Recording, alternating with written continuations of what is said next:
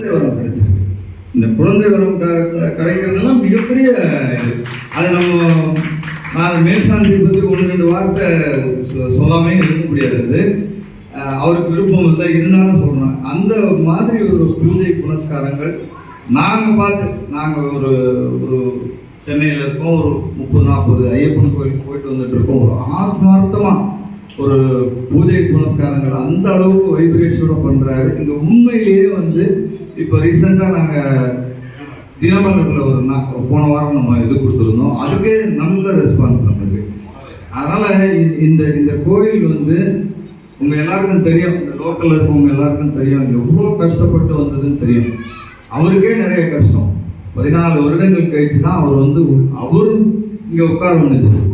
அதனால் இந்த கோயிலோட வைப்ரேஷன் மிகவும் பெரியது. எல்லாருக்கும் சொல்லுங்க. நம்மளோட பாலசஸ்தா ஐயப்பன் அழைப்புகளை சொல்லுங்க. 6ஆம் தேதி தினமலரில் வந்தது. அதே போல் 1ஆம் தேதி புத்தாண்டு அன்னைக்கு இங்கே விளக்கு பூஜை நம்ம ட்ரஸ்ட் சார்பாக பண்ணுறோம்.